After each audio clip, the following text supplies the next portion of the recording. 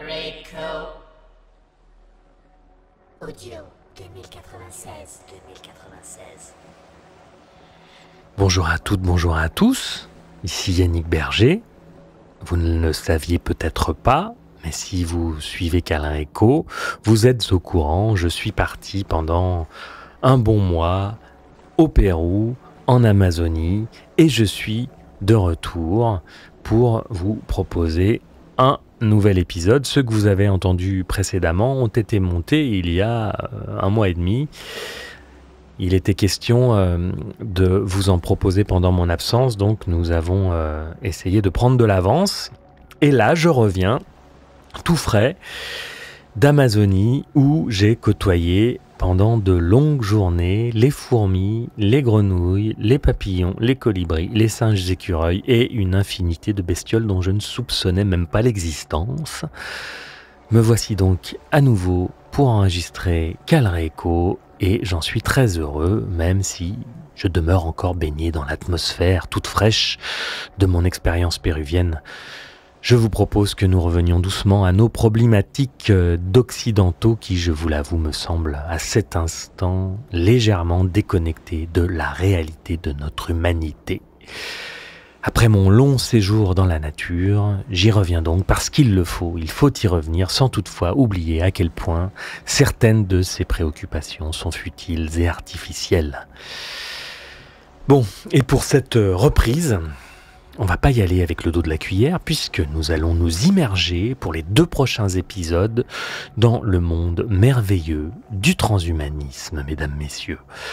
Nous accueillerons l'un après l'autre 2 transhumanistes convaincus, 2 transhumanistes militants même, puisqu'il s'agit de Frédéric Balmont, membre de l'Association française de transhumanisme, et de Marc Roux, président de la dite association. Alors je vous le dis tout net, et vous vous en doutez, je ne partage pas la vision de nos 2 invités, ce qui n'empêche pas que nous ayons passé un très joli et très enrichissant moment en leur compagnie. Tout à fait intéressant de comprendre leur point de vue qui, si je m'y projette, me semble tout à fait cohérent. Le truc, c'est que je ne m'y projette pas car il y a cette considération qui nous sépare. Je suis idéaliste et post-matérialiste. Je pense que le cerveau ne produit pas la conscience. Je crois en une conscience universelle de laquelle émerge la matière. J'ai la foi, donc, on peut dire, hein. Et bien sûr, ça change beaucoup de choses.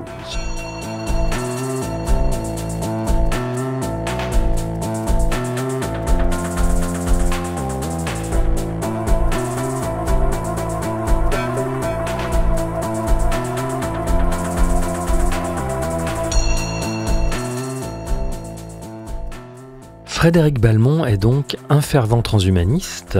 Nous l'avons reçu, une fois n'est pas coutume, à Lyon, au studio Griffon, un studio d'enregistrement de voix off, de podcast, producteur de contenu audio, qui nous a fait l'amitié, par l'intermédiaire de son directeur, Guillaume Ducongé, de nous prêter le lieu. Nous les remercions donc chaleureusement au passage. C'est très agréable d'enregistrer dans ces conditions. Frédéric Balmont, donc, est un membre de l'AFT, l'Association française de transhumanisme. Il est auteur de La méditation des chiens de paille, un livre passionnant, très bien écrit, dans lequel il expose l'horizon transhumaniste qu'il appelle de ses vœux. Sans plus tarder donc, je vous propose qu'il nous explique d'où il parle et comment il est venu à cette conclusion que l'avenir sera post-humain.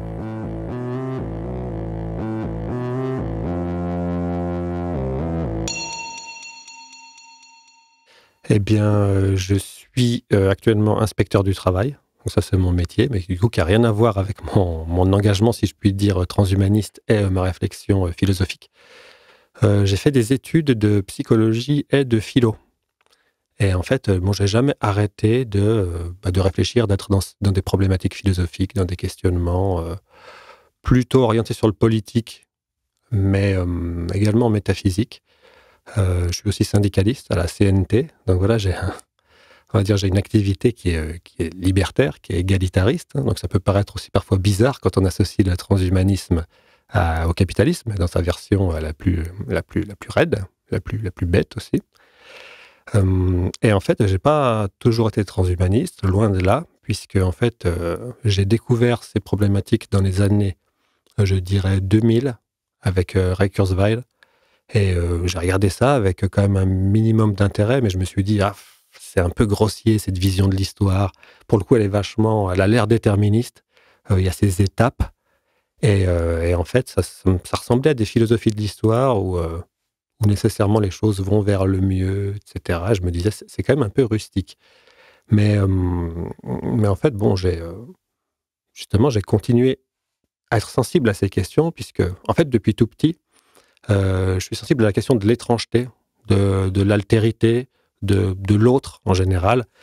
Puisque tout petit, en fait, j'ai été exposé à des films de science-fiction. Donc, je suis allé voir Total Recall au ciné quand il est sorti, mais je n'avais pas 10 ans. Je n'avais pas 10 ans. Donc, c'était très impressionnant pour moi. J'étais tout le temps là-dedans. J'étais sensible à l'écologie très tôt aussi, à la question de la souffrance animale, ce genre de choses. Et du coup, avec voilà, un souci pour l'autre, pour ce qui est vraiment différent, ce qui est étranger. Et puis, dans ma famille, il y avait aussi des gens qui pratiquaient, on va dire, l'occultisme, tarot de Marseille, voilà, qui étaient plus ou moins proches de groupuscules, voilà, s'intéressant à ces questions.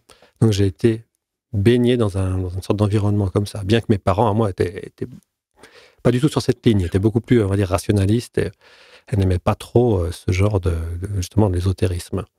Ceci dit, ça m'a toujours intéressé, et donc, quand j'ai fait mes études de philosophie, j'ai toujours été aussi attiré par des pensées qui intégraient dans leur système de l'irrationnel, qui intégraient de l'indétermination. Donc voilà, j'ai toujours été plutôt du côté par exemple, de Schopenhauer plutôt que de Kant et de Spinoza. J'ai été plutôt du côté de Castoriadis et un peu moins on va dire, alors Platon c'est plus compliqué, mais d'un Platon qu'on associerait à des idées, un idéalisme fort et avec des idées figées. Je me suis toujours posé la question justement de la génération des idées. Est-ce que les idées sont en nombre infini, mais déjà déterminé, ou est-ce qu'il y a de la temporalité dans les idées qui sont censées être éternelles? C'est ce genre de problème qui m'a toujours travaillé. Donc la question de la morphogenèse, si on peut dire. Et donc, voilà, avec beaucoup de doutes vis-à-vis du transhumanisme, même une distance.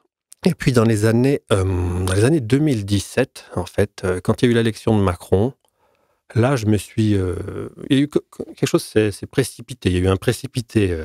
C'est-à-dire que je me suis dit, par rapport à toutes mes problématiques écologiques et politiques, je me suis dit, aïe, là, on va avoir un problème. Parce qu'avec Macron, on risque d'être en retard par rapport aux impératifs écologiques. Et donc, en fait, on est en train de rater. On est en train de rater, c'est peut-être foutu. Et c'est pas si étonnant que ça. On a raté la question de l'égalité et la question de la démocratie. On est empêtré dans des démocraties dites représentatives, qui sont faites des pseudo-démocraties. On valorise l'inégalité, on valorise la domination. Quoi qu'il en soit, l'argent est la valeur finalement qui met tout le monde d'accord, la valeur suprême. Et on peut effectivement tout s'acheter par l'argent. Et ce qui ne s'achète pas, c'est facilité quand on a de l'argent, de fait.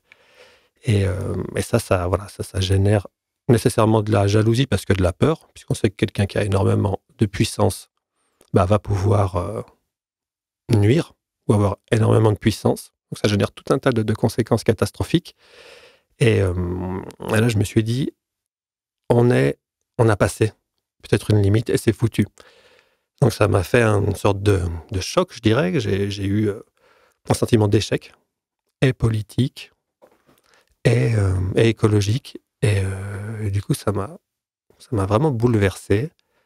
Et alors, c'était pourtant déjà là, hein, mais là, ce petit événement, ça a fait basculer quelque chose. Et ça a correspondu, en fait, en même temps, à un moment où j'ai eu une rupture affective et en plus, j'ai eu des problèmes de santé. Donc, en fait, tout ça ensemble m'a fait prendre conscience justement de la fragilité, d'un échec global sur à peu près tous les points. Et puis, j'ai vu aussi, il y a beaucoup de choses qui ont été en même temps. J'ai vu la série Westworld. Et là, j'ai vu dans cette série l'émergence d'une nouvelle manière de porter l'esprit. Et l'esprit, justement, était porté par des êtres d'une nouvelle espèce et des êtres artificiels. Et avec toute cette problématique dans le Westworld, me semble-t-il que cette création est réussie et elle est belle parce qu'elle vient de l'amour, en fait, que le créateur du parc, Ford, portait à Arnold, qui lui voulait créer effectivement des androïdes conscients et libres. Et quand Arnold meurt, Ford, se rendant compte de son amitié ou de son amour pour Arnold, se met à finalement réaliser ce que lui n'était pas arrivé à faire, et donc à libérer les intelligences artificielles et à les faire porter l'esprit, en fait. Et c'est pour ça que ça m'a paru quelque chose de très spirituel. Et là, j'ai connecté les problématiques spirituelles, alors au sens très large, hein, avec cette question du transhumanisme. Et tout a fait sens. Et en fait, j'ai complètement repensé mon rapport au transhumanisme. J'ai relu Kurzweil, j'ai repris tout ça et je me suis dit, en fait, c'est profond, beaucoup plus profond que je le pensais. Il y a une ontologie de l'information qui est relativement intéressante, ouverte, et ça dit quelque chose et ça manifeste quelque chose de très très important pour nous. Ça parle au plus profond de l'humain. Ça, c'est l'aboutissement de la quête spirituelle de l'homme. Donc c'est pour ça que je disais que le transhumanisme, c'est la dernière religion de l'humanité. Peut-être pas la dernière religion tout court, mais après ça sera autre chose, ça sera une post-humanité.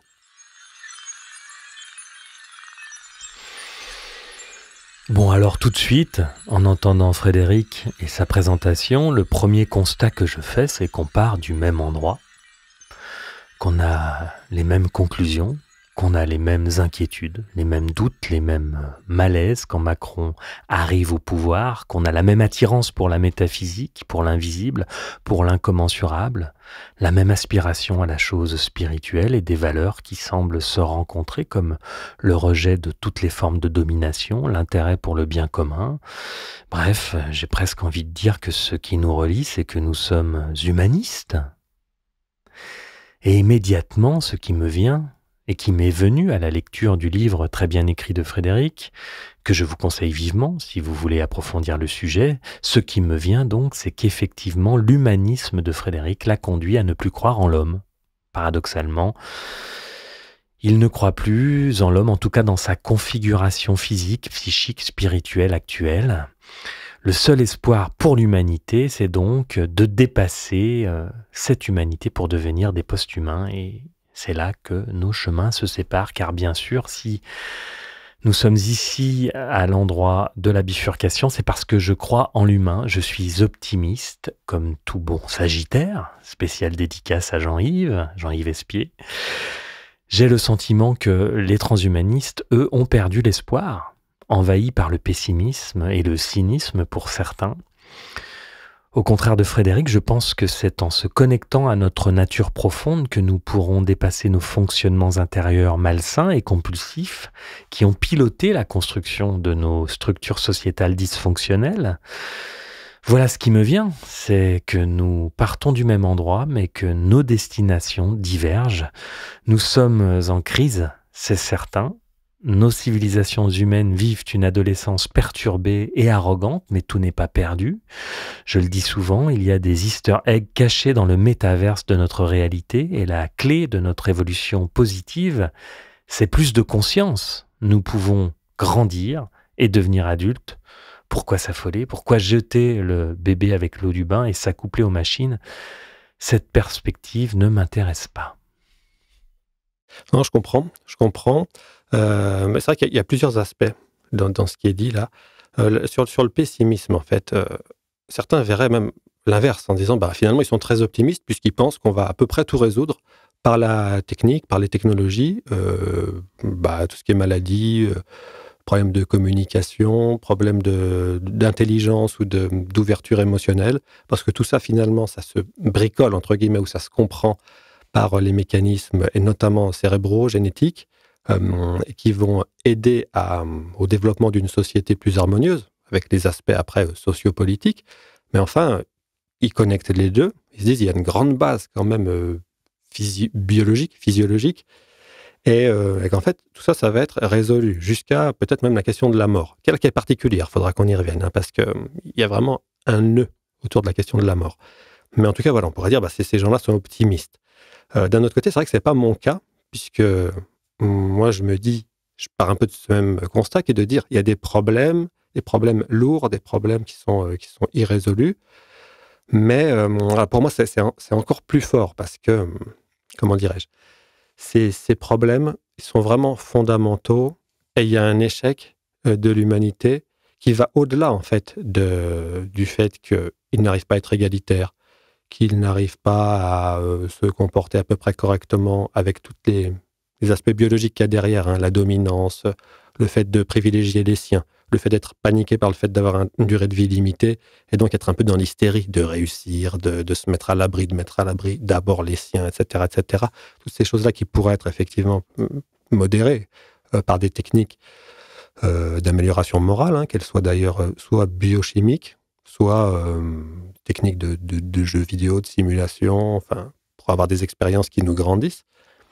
Mais il me semble qu'au-delà de ça, il y a vraiment un problème qui est fondamental dans l'homme. Et c'est ce qui fait que, moi je me dirais pessimiste, je pense vraiment que l'homme est contradictoire dans son essence. Il est quelque chose de raté et de malade dans son essence. Alors, c'est difficile de dire raté parce qu'on pourrait dire qu'il y a une intention, etc. Mais c'est pas ça. Mais enfin, il est produit comme tous les animaux, puisque moi je pense qu'il est issu de la sélection naturelle. Et comme tous les animaux, il est fait pour détester ce qui lui nuit. Donc, tout ce qui est de l'ordre de la maladie, de la souffrance, de l'agression, lui est aversif et il veut le fuir. Mais d'un autre côté, il est conscient, il a cette conscience réflexive qui fait que, en fait, contrairement aux animaux qui ont la mort parfois devant eux, et puis ils la fuient, et puis ils combattent, puis parfois ils se font avoir et ils meurent, l'homme, lui, vu qu'il en a conscience, il l'a dans la tête, et donc la mort est en lui. C'est pour ça que j'ai l'habitude de dire que l'homme est vraiment le mort-vivant. Et le mort-vivant, c'est une contradiction. Et ça, du coup, dès l'origine, dès qu'il est conscient qu'il est mortel, il est malade. Et étant malade, il se met à essayer de se soigner. Et peut-être la première chose qu'il fait, peut-être même avant la technique, c'est, on va dire, je ne vais pas dire le délire, mais l'imaginaire métaphysique. Et il se pense lui-même comme, en fait, déjà sorti de sa condition. Et là, je pense qu'on peut difficilement reprocher le rapport à la mort ou un pessimisme ontologique aux transhumanistes sans le reprocher en fait à toute l'histoire de la spiritualité et de la religion. Parce que pour soulager cette maladie métaphysique, cette contradiction, les religions, je les classe en deux types. Il y a les religions qui sont des religions de la personne et qui vont dire la personne est importante, mais ne vous inquiétez pas, vous avez une âme qui est immortelle, ou une forme d'immortalité. L'âme, justement, la conscience n'est pas produite forcément par le cerveau, et donc elle n'est pas détruite quand le cerveau est détruit ou abîmé, etc. Ça, c'est un aspect illusoire. Quand on est dans notre cerveau, on y croit, mais en fait, c'est plus que ça. Et donc, c'est pas bien grave, parce que la mort n'existe pas. Donc, on soulage la contradiction, en fait, en garantissant que la personne continue. Donc, c'est la conscience contre la vie biologique, en fait. Et les autres religions, c'est des religions peut-être plus animistes, qui, elles, vont soulager l'autre aspect de la contradiction, c'est-à-dire, vont dire, mais en fait, la mort existe, mais c'est pas grave, parce que la personne est une illusion. Et en fait, il faut se déprendre de cette illusion, de l'ego, et on peut plus ou moins éprouver une connexion profonde, quasi animiste, au monde. Mais dans les deux cas, en fait, moi je considère, parce que rien ne me permet de penser autrement, on va s'inventer déjà comme étant sorti de son humanité en tant que juste un animal mortel. Et ça montre que notre condition d'animal mortel, et donc est conscient, c'est insupportable. Et qu'en fait, personne ne supporte ça. Et ça, c'est ça le pessimisme fondamental, c'est ça la contradiction fondamentale. Et voilà, donc sur ce point-là, c'est vraiment le point le plus central.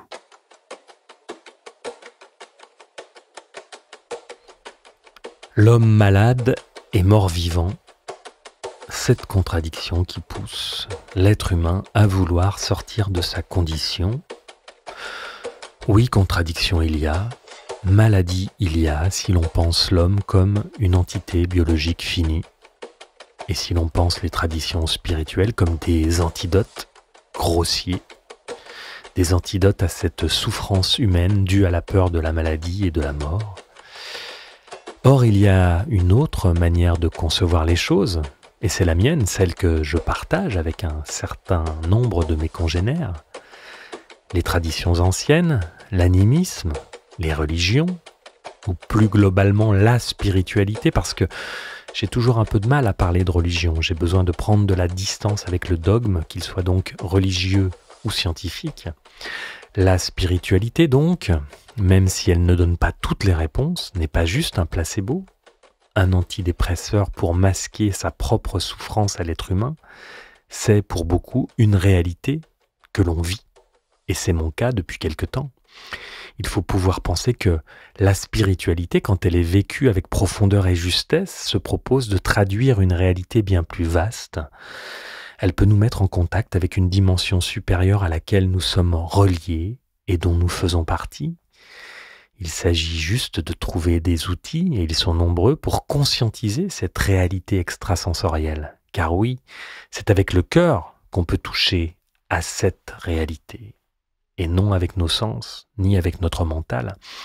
Je reviens d'Amazonie, je vous l'ai dit, cérémonie d'ayahuasca, diète avec les plantes dans la forêt pendant 8 jours et 8 nuits, je me couchais et je me levais avec le soleil, je me lavais dans la rivière, pas d'électricité, pas d'eau.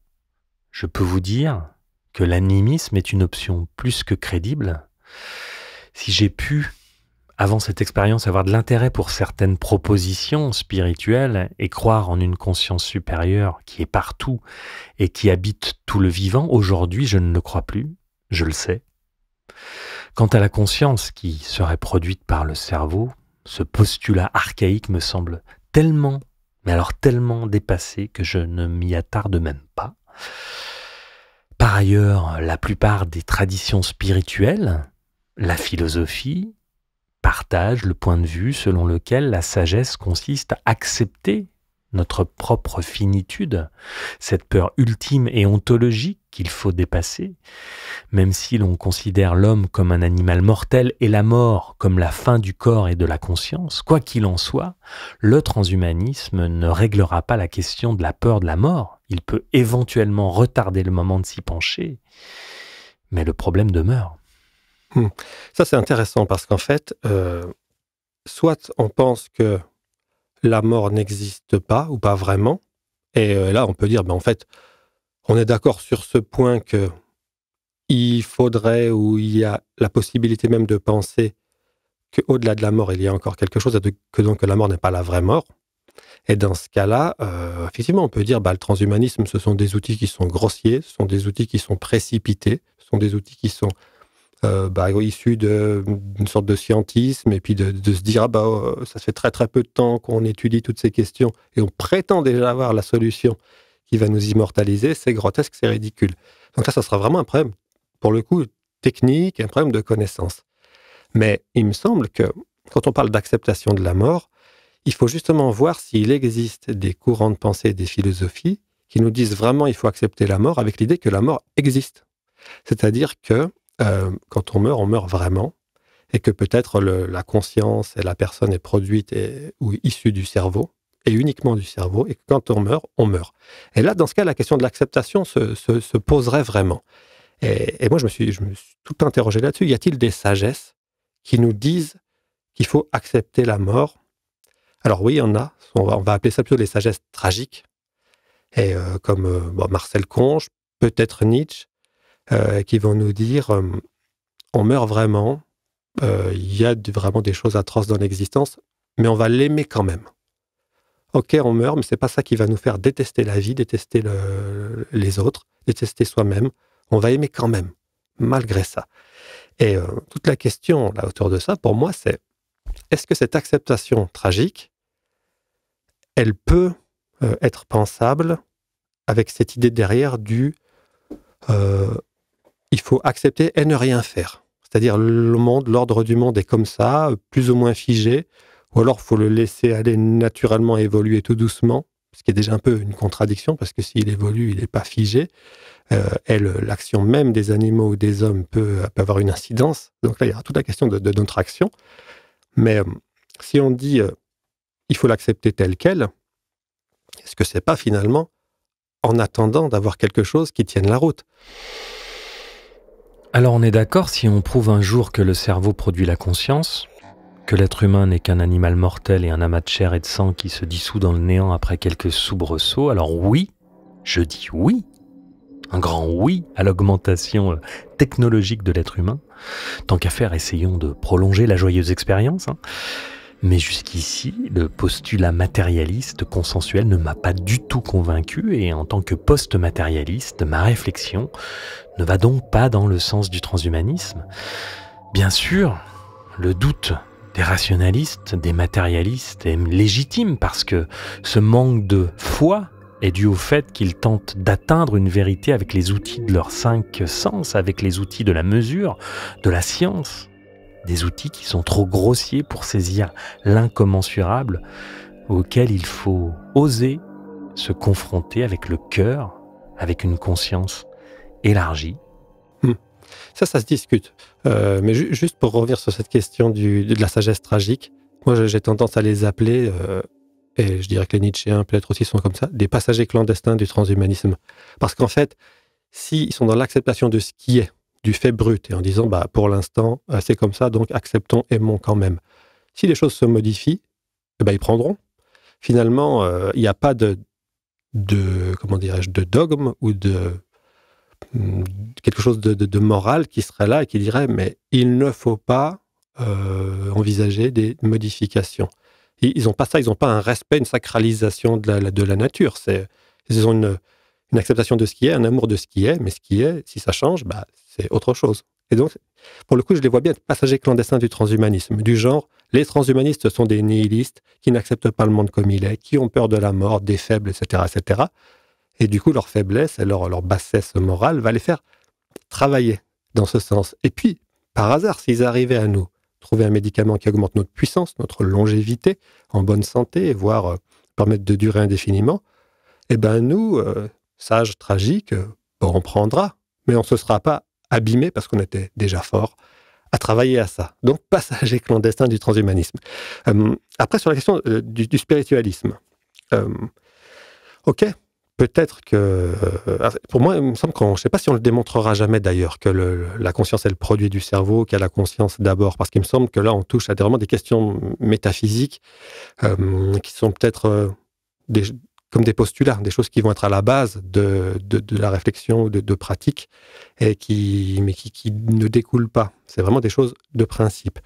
Ça rejoint d'ailleurs le hard problème de la conscience. Donc, si vraiment c'est deux ordres différents, on va avoir vachement de mal à réduire ce truc. Mais pourquoi pas? Mais encore faudrait-il démontrer, prouver que si la conscience préexiste au cerveau, que cette conscience-là, finalement, alors elle serait captée ou elle se déposerait sur un cerveau biologique, mais encore faudrait-il démontrer la prééminence ou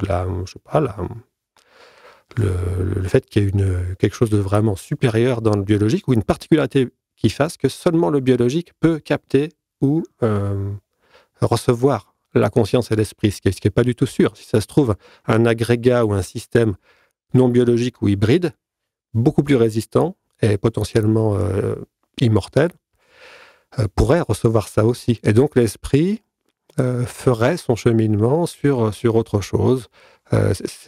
Tant qu'on n'en a pas démontré ça, il y a cette possibilité d'envisager des mutations de notre forme qui permettent de poursuivre on va dire, la vie de l'esprit.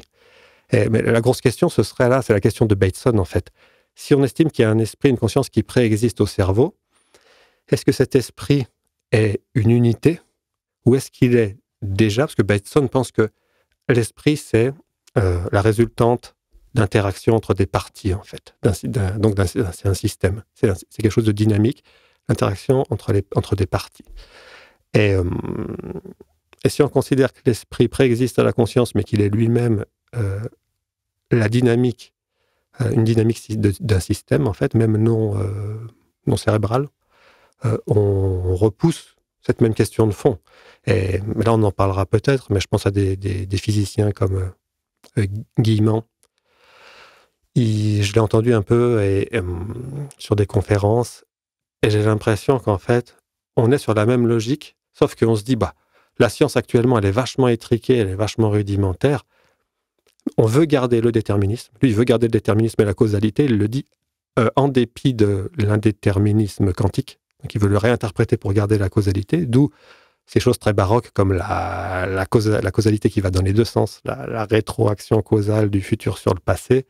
Il va multiplier les entités, il va dire il y a la personne, il y a son mental, il y a son âme, il y a l'ego, il y a le soi. Donc il va multiplier toutes ces entités, donc ça fait quelque chose de vachement baroque et beaucoup plus ouvert, et on respire là-dedans beaucoup plus. Mais ça fonctionne pareil, me semble-t-il, c'est-à-dire c'est finalement du déterminisme et de la mécanique. Et en plus, il dit qu'il nie le hasard, il va nier le hasard, un hasard radical fondamental, et finalement il va nier aussi le temps. Et là on y reviendra, parce que ça me paraît un truc essentiel. Dans ces philosophies déterministes, il y a une négation du temps et donc de la création. Et en fait, c'est comme disait Luc Ferry, ici, dans ce podcast, c'est à la fin, on a une vision déterministe à la Spinoza, c'est au bout du bout, on dit tout est déjà écrit, c'est comme un disque qui serait déjà écrit, et puis nous, on serait la tête de lecture, et de manière illusoire, on se dirait qu'il y a du passé, du futur, et qu'il peut se passer des choses. Mais en fait, non, parce que tout est déjà là. Au début de l'univers, il y avait déjà la fin, tout était déterminé, donc calculable. Et c'est un monde, un univers qui est figé, qui est un bloc, en fait. Quand bien même il y aurait des multivers, parce que il y a des choses qui viendraient du futur ou quoi qui modifieraient, mais c'est toujours parce que le soi a besoin de faire des expériences dans ce monde. On va dire, il a besoin. Mais ce besoin lui-même a l'air déterminé, a l'air d'être dans une logique. Et ça repousse ces mêmes problèmes, en fait. Et le problème central, qui pour moi est le problème de est-ce qu'il y a de l'irrationnel et de la création, et donc du temps au sens fort dans l'univers.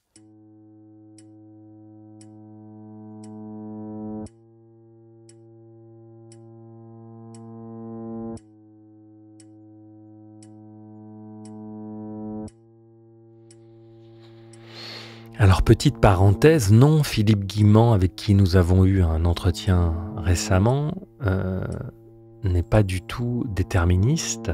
Il pense au contraire que le libre arbitre existe du fait de l'imperfection, selon lui, nécessaire de notre connexion à notre soi profond, à notre âme en quelque sorte.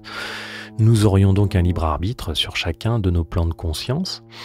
Je vous laisse aller écouter l'épisode si vous le désirez sur YouTube et sur les plateformes de streaming. Vous trouverez vite, j'en suis certain. Pour revenir ensuite sur la prééminence de la conscience. Il est bien possible, puisque selon un certain nombre de personnes, la conscience est partout et que la matière est de la conscience qui vibre à des fréquences plus basses. Possible donc que cette conscience puisse infuser les matières qu'on dit inertes. Elle pourrait donc tout à fait imprégner un agrégat non biologique résistant. Elle pourrait donc imprégner les machines, évidemment. Et peut-être d'ailleurs qu'on pourrait jouer avec tout ça. La question, selon moi, n'est pas ici. La question réside dans la nature même de la conscience, qu'il faudrait définir. La conscience universelle, à laquelle notre conscience individuelle ou notre âme serait reliée, ou bien notre ego, le mental, qui est la somme de nos pensées depuis notre naissance, reliées entre elles par l'expérience, cet ego lui-même relié à notre âme. Il faut définir toutes ces notions et c'est pas facile. Les propositions des anciennes et des nouvelles traditions spirituelles varient un peu, mais en gros, nos consciences individuelles émergent de la conscience collective et sont une expression singulière de la conscience de l'univers ou de Dieu qui fait l'expérience de lui-même à travers nous. Et ça, c'est le mind-body problem auquel les transhumanistes vont se heurter. Alors bien sûr, il est tellement difficile de mettre des mots sur cette incommensurable question, il est possible d'y répondre. Mais pas dans notre matérialité, c'est ce que je me tue à dire dans ce podcast. Il faut accepter de se connecter à ces autres réalités de manière extrasensorielle, car nos 3 dimensions ne suffisent pas pour ne serait-ce qu'effleurer le sujet. Il est tellement plus simple d'aller se connecter à notre soi pour trouver des réponses. Il y a plein de façons de le faire. La méditation, le chamanisme au tambour, les exercices de respiration, le LSD, le peyote, les champignons, les entéogènes, qui sont, comme le dit Stéphane Schillinger, des technologies à disposition, des Easter eggs qui nous permettent de ramener des réponses à la question de la conscience. Je comprends que ce soit une vision qui soit extrêmement satisfaisante, et me semble-t-il, parce que comme je l'ai dit, elle allie à la fois le déterminisme qui est hyper satisfaisant pour l'esprit, parce que, comme dit Schopenhauer, la forme de notre connaissance, c'est le principe de raison suffisante. Donc là, ça maintient une causalité assez forte, et en évacuant le hasard et l'indéterminisme au niveau fondamental. Mais ça ouvre aussi, c'est pas juste étriqué sur un déterminisme comme ça, matériel de la vie de tous les jours, et puis on mène notre petite vie un personnage Houellebecquien, quoi. Puis finalement on meurt, et puis c'est marre, quoi. Là, il y a vraiment quelque chose qui est beaucoup plus grand, beaucoup plus ouvert. Il y a cette conscience universelle. Ça renvoie d'ailleurs à des formulations qui peuvent être liées à des sagesses ou des religions antiques. Moi, justement, j'avais vu ça sur des... Alors, on prétend arriver à connaître un peu les croyances des Indiens d'Amérique du Sud ou centrale, les Toltecs et tout ça. Puis il y a cette idée du soleil et de l'aigle, des consciences individuelles qui vont faire retour après à l'esprit central et qui évoluent en quelque sorte comme ça. Mais ce que je pourrais remarquer, c'est que justement dans le transhumanisme, il y a un peu de ça. Parce que c'est pour ça que je pense qu'il fait vraiment une synthèse des spiritualités, à la fois des spiritualités de la personne et des spiritualités plus animistes, avec une conscience, on va dire, centrale ou divine, mais sur une base qui correspond à notre époque, une base qui est peut-être plus crédible pour nous qui sommes matérialistes et dans la science et tout ça. Parce qu'au fond, il y a une sorte de promotion du transhumanisme avec une idée conservatrice en fait. Vous allez conserver votre personne. On va vous rendre immortel, on va vous soigner de tout et vous durerez hyper longtemps. Et ça, je suis d'accord dans un sens. Et d'ailleurs, c'est ma définition de la santé. La santé, pour moi, ce serait finalement la capacité de se régénérer, la capacité aussi de se modifier pour ce qu'on estime nous être le mieux, et puis la capacité d'en conserver la trace et la mémoire, pour que justement la personne reste et soit pas anéantie à chaque modification. Donc ça, ok. Mais quand c'est pour ça que la mort, c'est très important. Quand on dépasse la mort ou la certitude de mourir, quand on dépasse son caractère fatal, ça va avoir tout un tas d'incidences énormes sur l'identité, justement. Parce que moi, il me semble que la mort, c'est une étape dans l'histoire de l'information. Il y a eu de l'évolution, notamment au niveau chimique, avant qu'il y ait du vivant, donc avant qu'il y ait de la mort, et les choses se modifiaient, évoluaient, se complexifiaient d'une manière sans la mort, en fait. Et le moment biologique, c'était le moment de la mort. Mais peut-être que maintenant, avec le moment technologique et d'hybridation, la mort n'est plus la seule manière, ne sera plus la seule manière de produire de l'altérité, de la différence et de l'évolution. Et il me semble qu'on reproche beaucoup aux transhumanistes de refuser la finitude, mais moi, il me semble que la mort n'est pas la seule forme de finitude. Il y a énormément d'autres manières de se modifier et d'être fini que de mourir de manière sèche comme ça biologique. Et d'ailleurs, tous ceux qui pensent qu'une âme continue seront d'accord avec moi. Et par exemple, le simple fait d'être situé dans le temps et dans l'espace, et le fait que si on modifie ses souvenirs, ou si on essaye de réécrire dans un métavers informatique toute son histoire pour que le monde entier soit différent, il n'empêche que d'autres personnes pourraient faire la même chose de leur côté. Et on ne peut pas avoir d'action forcément en effaçant le passé de l'autre. Et rien que ça, en fait, ça nous limite. Ça limite notre puissance. Le simple fait qu'on soit dans le temps et dans l'espace. Et ça, c'est une forme de finitude. Et il y aura des réflexions à avoir, justement, au niveau... Quelles seraient les formes de finitude du post-humain et qu'est-ce que ça implique? Notamment au niveau de la personne, au niveau de l'identité, on va pouvoir agir, du coup, sur peut-être ses souvenirs. On va devoir, à un moment donné, si on vit trop longtemps, sélectionner, en éliminer certains, en garder d'autres. On va être extrêmement puissant, donc on a le risque, effectivement... alors certains disent ennui, je pense que c'est pour rire, ou d'apathie, mais c'est pas ça, mais on risque à un moment donné d'être tellement puissant qu'on peut tellement tout faire que finalement on fait plus rien du tout. Mais là pour le coup ça serait un effondrement et on n'arriverait pas à continuer, et donc il y aura cette question de comment est-ce qu'on arrive à s'ouvrir à l'autre, à s'ouvrir à l'altérité. Et c'est pour ça qu'à mon avis le post-humain sera peut-être dans une forme de néo-christianisme, c'est-à-dire une pensée philosophique qui soit à la fois le souci de sa propre puissance, de sa conservation, de sa mémoire, mais aussi l'ouverture à l'autre, pour justement, vu qu'on est très très très puissant, il va falloir accepter de prendre le risque de la transformation et de la modification. Et donc, ça sera absolument nécessaire, là, pour le coup, d'être ouvert et d'être dans l'amour, c'est-à-dire le fait d'être touché et transformé dans son identité par l'autre, parce qu'on n'aura plus la mort pour nous l'imposer. Ok, on reste pour l'instant sur des projections. Même si la science théorique le permettait, est-ce que tout cela serait réalisable dans un avenir proche, avant que le monde se casse la gueule? L'augmentation de l'être humain en passant par la technologie n'est qu'une hypothèse qui suppose déjà que le cerveau produise la conscience. C'est ce que je dis depuis tout à l'heure. Si on s'arrête seulement sur la génétique, il y a des écueils comme la pléiotropie antagoniste qui dit que si l'on veut modifier un gène pour que l'humain en devenir, dans le cadre d'une vision eugéniste, soit bon en sciences par exemple, bon en maths, rien ne dit qu'on n'activera pas une autre fonction en parallèle qui pourrait être au hasard un handicap quelconque ou une qualité quelconque, genre le mec est bon en maths et puis aveugle d'un œil. Ça c'est ce qu'on appelle la pléiotropie, le problème de la pléiotropie antagoniste. Et puis demeure cette question de la conscience, la trinité, l'âme, l'esprit, le corps. L'âme n'est pas l'esprit. Si l'on parle de l'ego, sommes des pensées depuis notre naissance, reliées par l'expérience, ce que je disais tout à l'heure, ou si l'on parle de l'âme qui serait notre soi supérieur, surplombant notre personnalité, le conatus par exemple, ou la volonté de puissance pour se référer à la philo. Cette énergie qui nous meut au-delà de notre mental, de quoi parle-t-on quand on parle de conscience? Nous ne savons pas ce qu'est la conscience et nous envisageons de la modifier.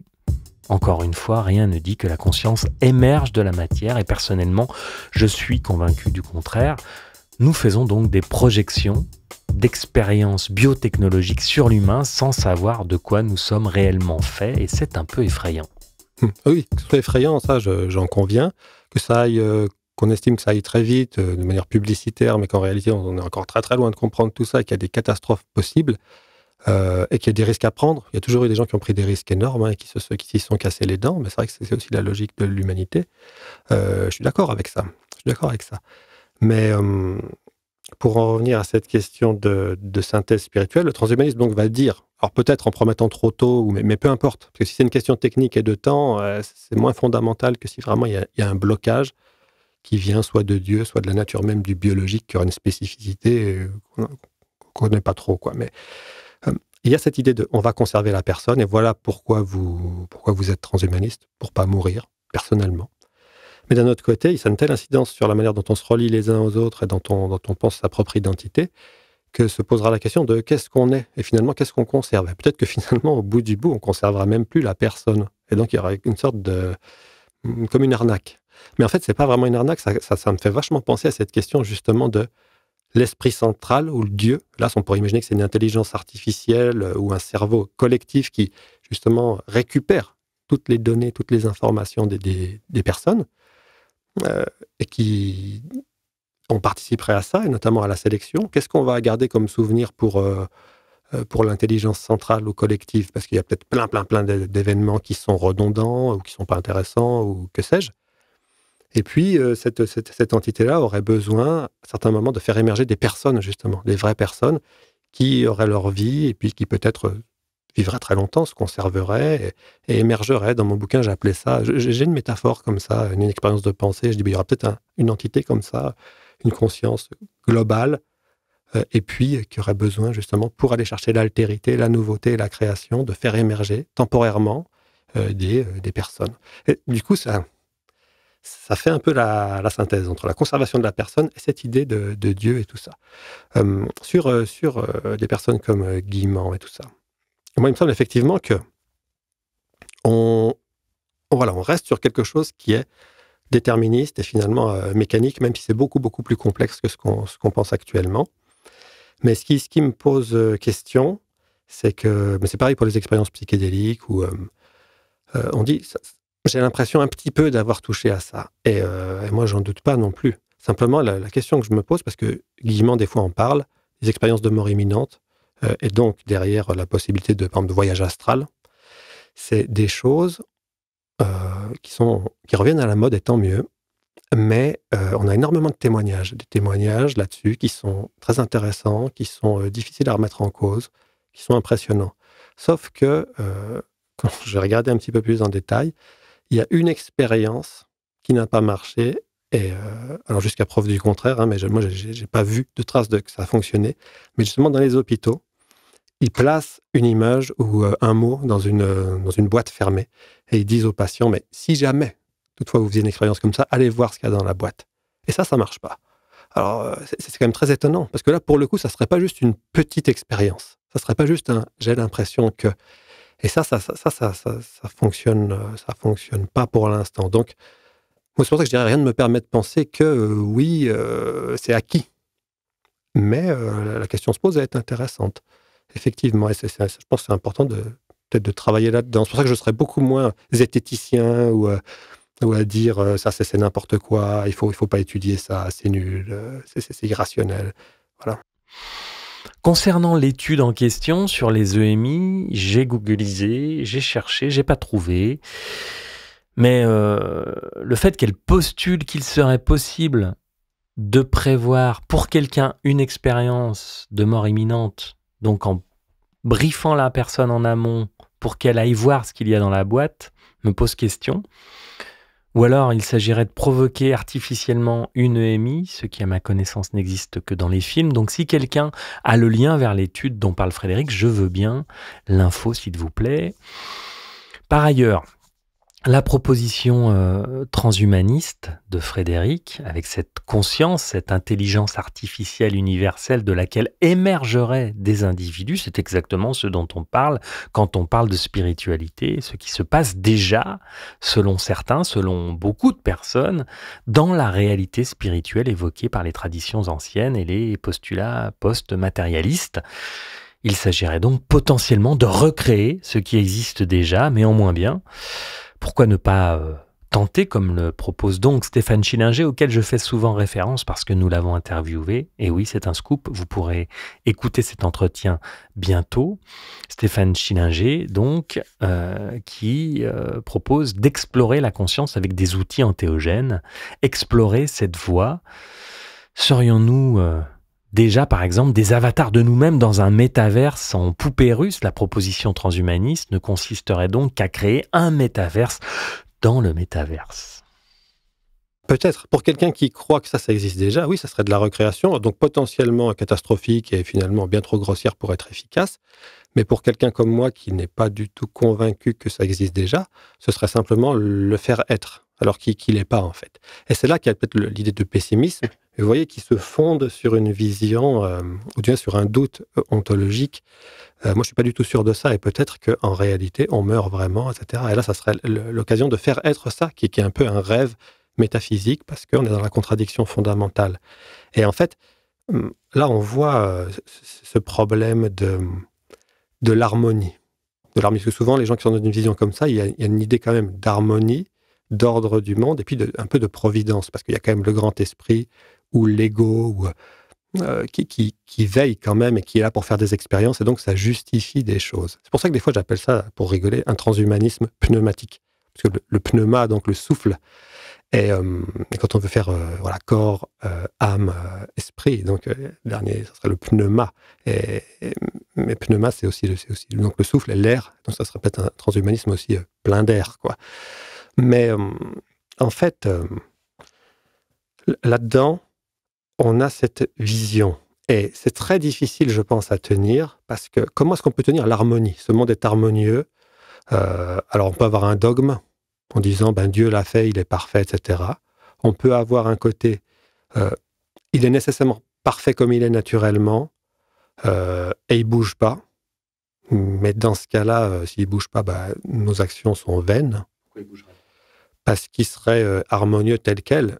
Et en fait, s'il évolue, il y a la possibilité, s'il change, il y a la possibilité que notre action puisse le changer, et que donc il faille voir à chaque fois, au cas par cas, ce que ça donne, si c'est harmonieux ou pas, et auquel cas ça ouvre la possibilité, finalement, à un transhumanisme prudent, sage, mais qui puisse aller très loin. Mais par contre, si on estime que tout est figé, que les idées sont déjà données, et que dedans il n'y a pas le transhumanisme, pour diverses raisons, parce que c'est trop grossier, parce que finalement on l'a déjà par ailleurs et tout, dans ce cas-là, ça se fait pas. Mais avoir une vision harmonieuse, la vision harmonieuse qui vient de Dieu, d'un Dieu créateur est bon, ça, on sait que ça pose des problèmes même aux théologiens du monothéisme. On a toute la théologie, par exemple, chrétienne du processus, qui dit, non, il faut penser à un Dieu qui n'est pas tout-puissant, et qui est lui-même dans le temps, et qui coévolue avec ses créations, alors qui appelle au bien, mais il n'a pas la toute-puissance sur les créatures, sur nous, et en fait, il n'est pas tout-puissant. Et donc, l'harmonie, elle n'est pas forcément toujours là. Et du coup, ça leur permet d'éviter cet écueil. Ça, c'est Marcel Conche qui en parle très bien, je trouve, dans son bouquin Orientation philosophique. Il dit, il prend la Shoah, mais on peut imaginer, je sais pas, Marc Dutroux, ou que sais-je, ou même simplement le fait de, je sais pas, soi-même avoir des enfants jeunes et attraper une maladie vraiment très très dure et de mourir, et en voyant la souffrance de ses enfants. C'est des choses qui sont tellement disharmonieuses parce qu'elles touchent des enfants qui ne sont pas en état de donner du sens, et plus encore quand ils en meurent sous la torture, que en fait ça c'est totalement injustifiable. Et ça serait totalement farfelu et irrationnel de trouver des espèces de raisons pour dire oui, mais en fait ça se passe pas vraiment comme ça, eux ont été pas vraiment conscients, etc., etc. Marcel Conche dit, rien que ça suffit à démontrer que déjà l'univers n'est pas harmonieux et que Dieu n'existe pas. En tout cas, le Dieu tel qu'on le pense comme ça. Il y a tout un courant de la théologie, qui dit, en fait, on évacue l'idée d'un Dieu tout-puissant. Il évolue aussi, il est aussi dans le temps, et il n'est pas tout-puissant. La proposition d'un Dieu parfait ou d'un Dieu d'amour, effectivement, est en contradiction avec la réalité de l'être humain et les souffrances extrêmes qu'il s'inflige à lui-même. On peut aussi considérer que l'univers, ou Dieu, englobe de façon ontologique les notions de bien et de mal. Le shivaïsme, par exemple, qui est certainement la mère de toutes les religions, intègre dans son culte la cruauté et la violence de la nature, l'assouvissement du désir qui est même avant la procréation la finalité de la sexualité. Il y a effectivement énormément de propositions spirituelles qui ne postulent pas qu'un Dieu d'amour tout-puissant et extrêmement aimant surplomberait l'être humain. On peut considérer que la dualité s'expérimente sur le plan terrestre. On peut imaginer un monisme ontologique, ce qui est un monisme qui se déploie dans notre réalité sous la forme d'un dualisme, bien et mal, yin-yang, etc. Un dualisme donc phénoménologique, ce qui est perçu, et ce qui est, c'est un monisme. Cette souffrance que nous vivons pourrait donc être une expérimentation de la conscience à travers nous, si l'on se place dans une vision d'un Dieu ni bon ni mauvais, ou dans le cadre d'un métaverse, d'une matrice dans laquelle nous serions des avatars d'un jeu auquel jouerait notre soi supérieur. La dualité étant symbole de souffrance, mais finalement qu'une illusion. Il y a aussi la question du sens. La souffrance est porteuse de sens. La dépasser, c'est trouver un chemin vers la connaissance de soi, et le sens est partout.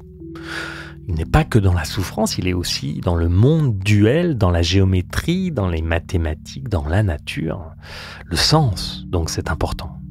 Non, mais là, c'est très intéressant parce que voir le sens comme tu le dis là, comme tu l'introduis, on voit que le sens vient vraiment de la structure même de l'être. Alors c'est vrai que dans ta vision de dire Dieu accepte tout, on voit que c'est un Dieu qui va accepter le bien comme le mal, et donc il ne correspond pas à la vision d'un Dieu bon, comme est proposé dans les monothéismes, en gros.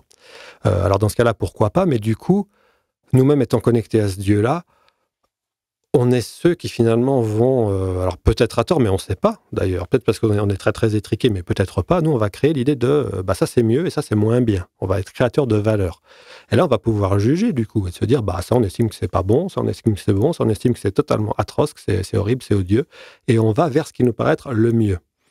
C'est vrai que sinon il faut accepter le monde dans sa totalité, et là c'est difficile si on estime que notre action peut avoir un impact, parce que si on est très très très fataliste, ça peut encore passer.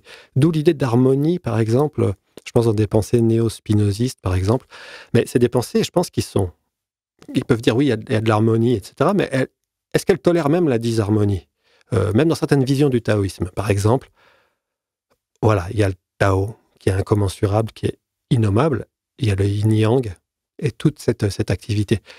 Au pire, il y a de la turbulence, qui s'explique et qui n'est pas en dehors du Tao.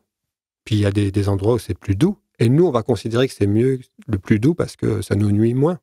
Mais ceci dit, rien n'est hors Tao. Il y a de la turbulence. Donc il n'y a pas de place à la disharmonie. Donc on parle d'harmonie, mais au fond, c'est un peu comme de dire juste, C'est ça que je reproche par exemple au spinozisme aussi.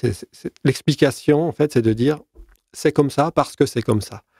Et en gros, les choses sont là, elles sont comme ça. Et en gros, vous souffrirez moins si vous les acceptez. Vous vous connectez à votre nature et je sais pas, du coup, vous n'avez pas de... Mais même l'entrave qui viendrait de l'extérieur, elle est elle-même déterminée. Notre capacité à accepter ou pas, elle est elle-même déterminée et issue de cette mécanique. Donc, on n'y peut rien faire. Et ça me paraît...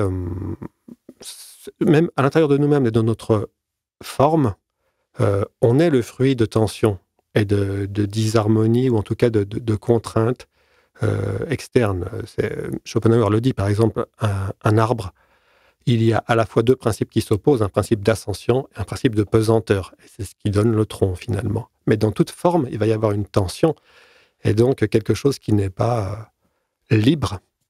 Mais ce qui va en résulter, la forme, on va considérer qu'elle va être à l'origine de nouvelles manières de se comporter, et elles agiront librement quand elles ne seront pas contraintes de l'extérieur. Mais dans l'ensemble, il n'y a pas de disharmonie. Donc c'est des philosophies qui me semblent un peu tautologiques, quand elles sont purement de l'acceptation de ce qui est, et de ce qui est étant totalement déterminé.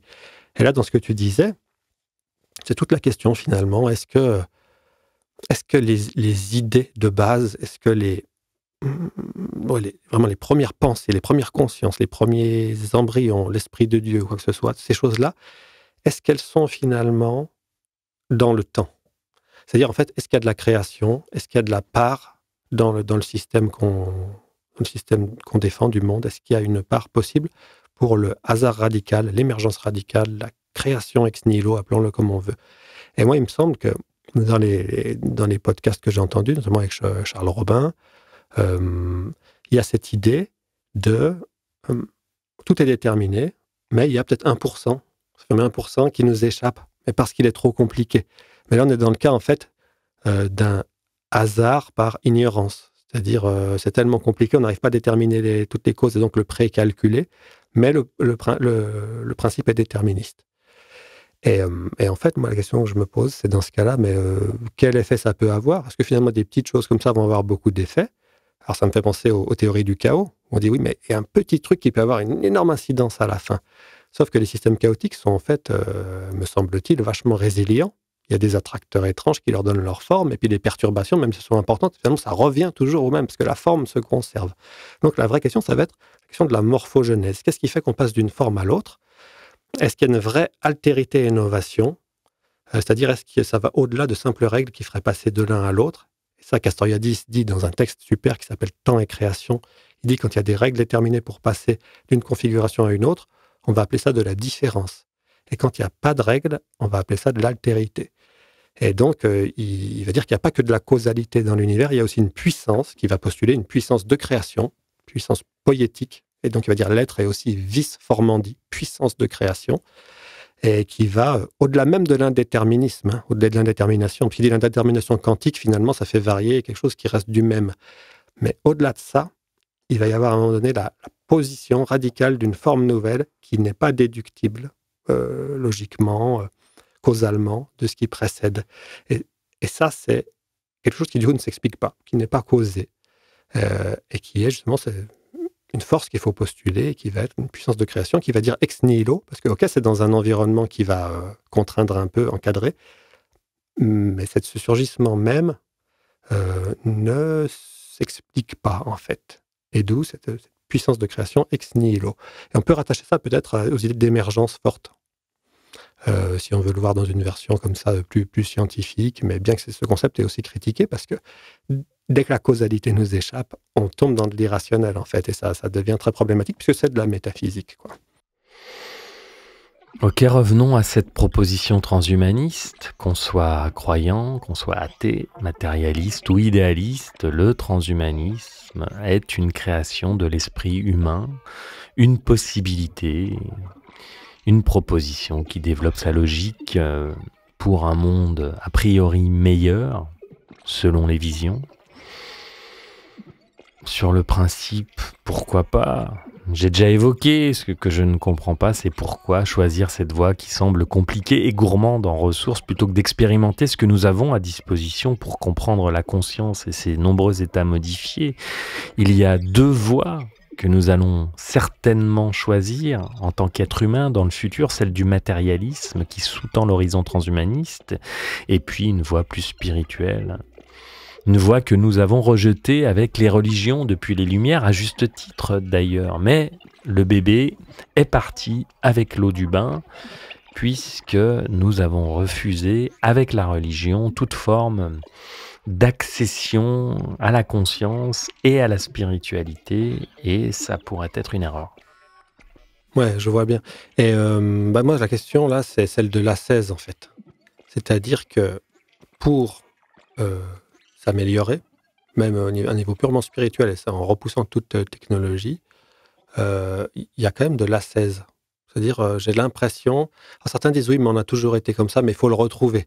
Mais le retrouver, ça demande une ascèse, et notamment des pratiques. On parle de méditation, on parle de LSD, on parle d'ouverture à l'autre, on parle d'amour. Il y a quelque chose à dépasser de quelque chose d'ailleurs qui est peut-être pas spontané, mais enfin qui est là de fait, une forme d'égoïsme, une forme d'avidité, une forme de dominance, une forme de violence, etc., ou de peur, parce que c'est aussi légitime. Hein. On va être malade, on va souffrir, les autres vont peut-être nous agresser, donc on veut se protéger, etc., etc. Et donc, il y a une ascèse à faire pour retrouver justement l'amour ou même simplement comment dire, une appréhension de l'être et de la vérité, quand bien même il faudrait lâcher des représentations qui sont sociales, un peu figées, et en tout cas limitées, s'ouvrir. Mais c'est une ascèse. Et c'est des techniques. Alors, c'est pas de la technologie, mais c'est on va dire des techniques. Alors, bon, méditation, culture, incantation, que sais-je. Il y a plein de courants. Il y a des courants bouddhistes très, très secs. Il peut y avoir des méditations vachement chatoyantes. Il y a peut-être des techniques gnostiques, beaucoup plus magiques, et puis basées sur la connaissance et la compréhension, on va dire, ésotérique du monde, que sais-je. Mais c'est quand même des techniques. Et du coup, la question, c'est a-t-on le devoir ou a-t-on la possibilité d'intégrer de la technologie dans ces techniques-là et, par exemple, d'avoir un... Parce qu'à un moment donné, on est capable et simplement on le pense, donc finalement, ça a un intérêt. Est-ce qu'on peut se dire, mais par la méditation, par le sport, je vais un peu modifier, même voire beaucoup modifier mon corps, et il va être beaucoup plus apte, le yoga, à recevoir le divin. Et on pourrait se dire, mais pourquoi est-ce qu'on s'interdirait, par exemple, l'usage de réalité virtuelle pour faire des expériences justement en simulation et qui ne soient pas catastrophiques ni à nous ni aux autres. Pourquoi est-ce qu'on ne pourrait pas justement essayer de modifier notre morphologie pour expérimenter, je ne sais pas, un autre sexe, pour expérimenter un rajeunissement, si tant est que ça arrive dans les prochaines années, c'est possible. Une introduction d'un élément extérieur de type puce électronique ou que sais-je, pourquoi pas. Modification génétique, pourquoi pas. C'est très dangereux, ok, bien sûr que c'est très dangereux, mais il y a peut-être aussi des éléments, d'ailleurs, c'est déjà le cas actuellement avec CRISPR-Cas9, je crois qu'il soigne la drépanocytose, parce que là, c'est des maladies relativement peut-être simples par rapport à, je ne sais pas moi, être moins agressif ou être plus aimant. Ça, effectivement, c'est peut-être complètement même délirant de le penser comme ça, parce que c'est pas en ces termes qu'il faudra le penser, peut-être à un niveau beaucoup plus bas, avec des potentiels. Hein. Mais sur des maladies comme ça marche. Pourquoi est-ce qu'on se l'interdirait? Pourquoi est-ce que la modification même technologique ou biotechnologique de notre corps ne nous permettrait pas d'accueillir plus de ça? Et pourquoi une vie plus longue ne nous permettrait pas aussi d'avoir un cheminement spirituel plus doux, moins hystérique, avec moins de peur et finalement harmonieux? C'est une vraie question. Et alors, certains me disent c'est de la com, mais je ne suis pas sûr. Le Dalai Lama avait validé il y a quelques années un projet d'un Russe sur c'est les projets de téléchargement de l'esprit. Il travaille avec ces gens-là sur pourquoi pas. Et finalement, si on vit très très très longtemps, la vie humaine est précieuse parce qu'elle nous permet cette ascèse aussi. Si on dure plus longtemps, tant mieux. Ok, pourquoi pas, c'est un chemin possible, mais j'imagine que Frédéric a bien en tête également que dans la perspective transhumaniste, la minorité augmentée va vouloir mettre la majorité diminuée au service de sa jouissance. D'autre part, le système social et politique dans lequel nous sommes rendus ne me semble pas idéal pour mettre en place un transhumanisme serein. Je pense qu'il n'y a aucun système qui est idéal. Je pense que là, pour le coup, ça, c'est mon cynisme. C'est pour ça que je disais... Enfin, moi, je me dis cynique pour voir les choses telles qu'elles sont, mais cynisme sans complaisance. C'est-à-dire, c'est pas, je ne vais pas dire, bah, tant mieux, allons-y à fond. C'est un cynisme pour vraiment voilà, ne pas me dire, alors que j'en suis pas sûr, on est déjà sauvé, l'âme existe, l'amour est accessible et va nous sauver, etc. Ou on va éviter la catastrophe écologique par je sais pas quoi. J'essaie de voir la catastrophe à tous les niveaux, c'est ça le cynisme, mais voilà, j'y suis pas complaisant. Et c'est justement par déception que je viens à ça. Donc il ne s'agit pas de me vautrer après dans la facilité, ou absolument pas. Hein. Mais justement, ouais, je pense qu'on a un vrai problème. Et du coup, une augmentation de nos puissances technologiques, c'est potentiellement une augmentation de nos puissances de nuire et donc d'asservir le prochain. Et notre système est quand même une catastrophe à ce niveau-là. Et aujourd'hui, on voit bien, c'est quand même l'argent, la valeur suprême, et ce que j'ai appelé la prostitutionnalisation des rapports sociaux. On est à fond là-dedans. C'est abominable, quoi. Donc, mais moi, alors là, pour le coup, est-ce que je suis encore dans la lucidité? Je ne sais pas, mais je me dis qu'il y a quand même une possibilité par les biotechnologies et le transhumanisme d'avoir une accélération tellement importante que ça va réduire le temps. Et en fait, le temps d'amusement et de jouissance des dominants à maltraiter, entre guillemets, les autres ou à profiter de sa puissance va être très court. Parce qu'à partir du moment où, justement, on n'est plus aiguillonné par la mort, et c'était cette hystérie-là, bah, on est beaucoup plus à même de se rendre compte que l'autre est beaucoup plus proche de nous, que nos avatars virtuels qu'on va maltraiter sur ordinateur, c'est aussi nous-mêmes, et que du coup, bah, on a beaucoup plus intérêt à être dans l'égalité et à tirer le meilleur de tout le monde que d'être encore dans la concurrence. Elle aurait presque même plus de raison d'être, puisque on n'aurait plus cette pression à la mortalité et à la concurrence. Donc ça, c'est vrai que c'est peut-être un vœu pieux. Moi, je pense ça. Et je pense que ça évacue l'humain, pour le coup. Et c'est vrai que j'ai une vision négative de l'humain en disant, mais l'humain, c'est d'abord ça. Alors là, c'est vrai que c'est une anthropologie négative que j'ai beaucoup critiquée à un moment donné. Mais je me dis, l'humain, c'est quand même beaucoup ça. Mais du fait aussi de contraintes biologiques, et le transhumanisme va nous mettre ça à la poubelle. Alors l'humain, ok, va y passer, mais aussi tout ce qui est mauvais dans l'humain, est-ce qui va rester? C'est ce qui est meilleur dans l'humain. Et c'est peut-être ce que certains définissent comme étant vraiment l'humain, c'est-à-dire son esprit. On l'évoquait tout à l'heure en filigrane, le bien et le mal sont aussi certainement des constructions de l'esprit. Ce qui est bon pour l'un d'ailleurs, peut être mauvais pour l'autre.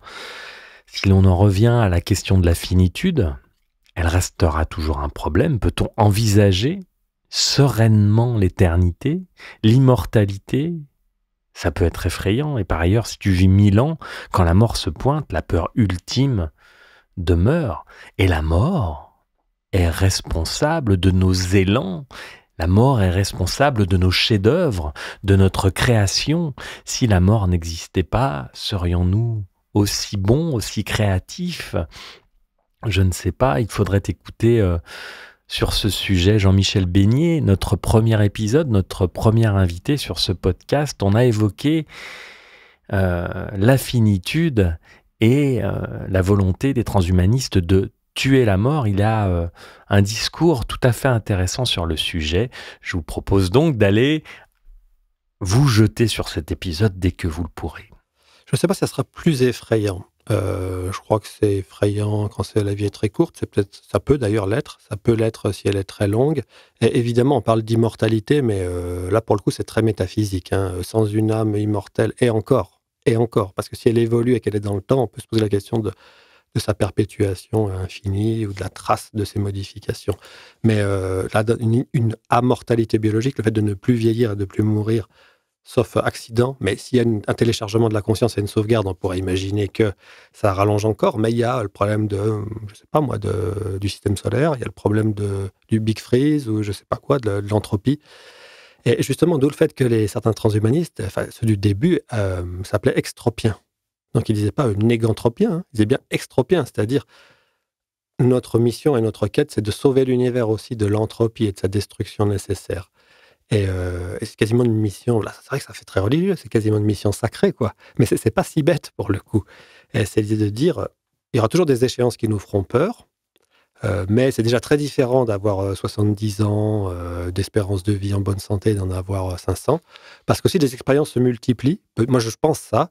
Et si on en croit en tout cas le Dalai Lama ou les bouddhistes, bah, ça donne plus de chances de faire de la méditation, de s'ouvrir, d'être plus détendu et d'être dans l'amour et de se dire, mais finalement, avec tout ce que j'ai vécu et je vois comment ça se modifie, parce que j'ai pas eu le nez sur la mort et sur mes réussites. Et donc, j'ai vu un peu plus large et du coup, bah, je suis un peu plus détendu avec ça. Et je me mets au service de l'épanouissement de l'esprit en général, au-delà même du mien, des réalisations collectives. Et pourquoi pas de la compréhension, éventuellement la sauvegarde de l'information d'un cycle cosmique à l'autre, d'un univers à l'autre. Pourquoi pas? Et là, on est sur, je pense, c'est vraiment pas des... Comment dirais-je? Comment dire ça?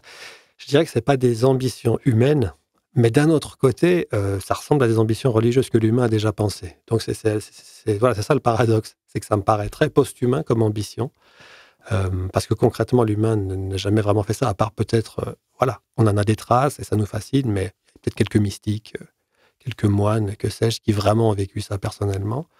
Mais nous, on est quand même limité, je pense, en tant qu'espèce, et que toute une espèce se mette là-dedans, c'est ça une vraie rupture. Et c'est pour ça que je dis que passer la question de la mort, c'est vraiment une rupture avec l'humain tel qu'on l'a connu. On passe au post-humain, mais ce post-humain, c'est le meilleur en fait de ce qu'il y avait dans l'humain.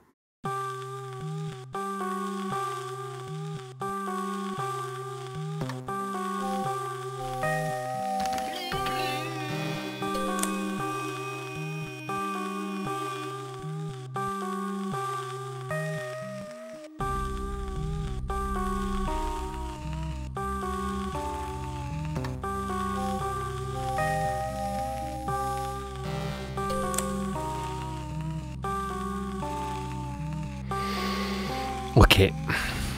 On pourrait poursuivre encore longtemps la discussion, d'ailleurs, pour ne rien vous cacher, on l'a poursuivi. Et pour ceux que ça intéresse, vous retrouverez la suite sur Patreon. Et puis la semaine prochaine, nous sommes avec Marc Roux qui côtoie Frédéric au sein de l'Association française de transhumanisme et qui en est le président. Nous poursuivrons donc les échanges, nous essayerons de comprendre comment s'articule la pensée transhumaniste sur plusieurs plans, les alternatives qu'elle envisage et comment elle conçoit la construction de la post-humanité qu'elle appelle de ses voeux. En attendant, Frédéric ne va pas échapper à la question du futur, hein ? Pour le coup, il est bien placé pour nous proposer une prospective inspirante pour l'écriture d'une fiction de science-fiction. Alors, 2096, Frédéric, comment ça se passe ?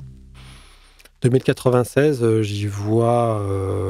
c'est vrai que c'est difficile, on fait de la boule de cristal, mais enfin, il y a quand même des indicateurs qui semblent dire qu'il y a une catastrophe écologique qui se profile. Donc 2096, il y a un vrai problème d'effondrement, de biodiversité, de ressources. Peut-être la planète est plus suffisamment vivable sans que des techniques et que la technologie nous permettent de poursuivre. D'ailleurs, d'une manière ou d'une autre. Peut-être qu'il y aura d'ailleurs plus du tout d'humains et plus que des intelligences artificielles. Mais en tout cas, ça paraît difficile de vivre, ou en tout cas de vivre convenablement et pas dans une misère atroce, sans la technologie. J'y vois aussi, et j'espère que bien avant 2096, il y a eu un effondrement de ce système qui est foutu, qui est mort. D'ailleurs, il y a des ingénieurs de chez Google, je crois que c'est Blaise Aguirre-Ayerkas, qui disait que ce système est déjà foutu, mais les politiques essayent de... Ils l'ont pas vu, peut-être essayent de mettre de côté, mais c'est déjà fini. Le travail, il faut reposer la question. Il faut reposer la question des revenus universels, par exemple. Ça, il ne le dit pas, me semble-t-il, mais ça rejoint ce qu'on a dit avant. Il faudrait poser la question de la limitation des inégalités. Parce que non pas que j'aime bien l'égalité absolue des revenus, mais disons que c'est toujours ce problème, c'est que quand la différence de revenus permet un accroissement tel de puissance et un accroissement infini qui fait que la personne a plus de pouvoir, là on a potentiellement des catastrophes et on a toutes les raisons d'avoir peur. Donc ça, c'est très mauvais. Et voilà, 2096, donc on a résolu ces problèmes, peut-être dans un environnement dégradé, mais on a résolu ces problèmes et voilà, l'esprit se développe, l'esprit s'épanouit un peu plus. Et si c'est pas le cas, je sais pas, il n'y aura peut-être plus rien du tout. Ici, des animaux... pendant un temps important des animaux plus simples, et puis peut-être qu'ils reproduiront au bout d'un moment, par voie de sélection naturelle, des singes conscients, et on est reparti pour un tour. Ça sera dommage, ça sera un tour de plus, un tour dans le vide.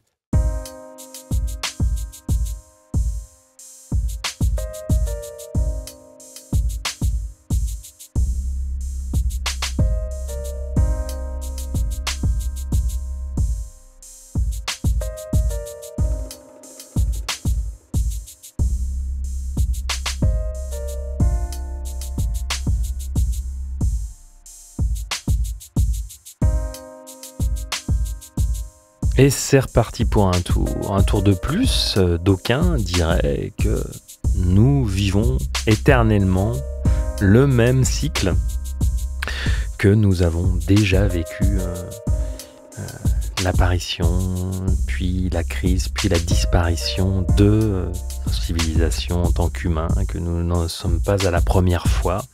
Certains disent aussi que d'autres civilisations antédiluviennes nous ont précédés. Bref, tout est permis, on peut penser à tout, on peut imaginer beaucoup de choses. En tout cas, merci Frédéric pour cet échange, c'était passionnant.